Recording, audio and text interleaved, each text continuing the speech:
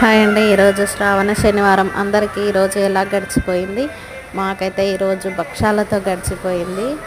ఇక భక్షాలు చేసి దేవుడికి పెడదామని డిసైడ్ అయ్యి ఈరోజు మార్నింగే లేచి బాగా శుభ్రపరచుకొని భక్షాలు చేసేసి నైవేద్యంగా పెట్టేశాము.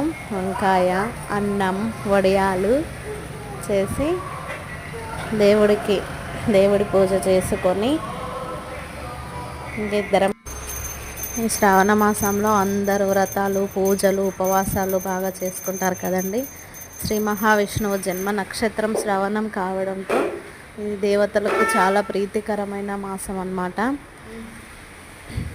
ఇంకా ఈ మాసంలో నాన్ వెజ్ తినకుండా చాలా వరకు అందరూ పూజలు చేసుకుంటారు. ఉపవాసాలు ఉండి మరీ పూజలు చేసుకుంటారు. మనకు ఉపవాసం ఉండి అంటే మార్నింగ్ ఒక 10-11 వరకు ఏమీ తినకుండా దేవుడికి ఉపవాసం ఉండి పూజ చేసుకున్నాక తింటే ఆ మనస్సు తృప్తి వేరే ఉంటుంది. తిన్న తర్వాత దేవుడి పూజ చేసే మనస్సు తృప్తి వేరే ఉంటుంది కదండి. ఒక్కసారి ఇలా చేసి చూడండి, చాలా హాయిగా ఉంటుంది. పూజ ప్రశాంతంగా అనిపిస్తుంది. దేవుడి పూజ చేస్తే మనసు కూడా చాలా ప్రశాంతంగా అనిపిస్తుంది. ఇంకా మేము అందరం కలిసి పూజ చేసి ఈరోజు టెంపుల్కి వెళ్దాం అనుకున్నాం, కానీ బయట చూస్తే వర్షం. ఇంకా అందుకే టెంపుల్ కూడా వెళ్ళలేదు. ఇంకా మా పిల్లలు ఇంకా పూజ గంట శబ్దం వినపడగానే వచ్చి ఇంకా మొక్కేస్తుంటారు.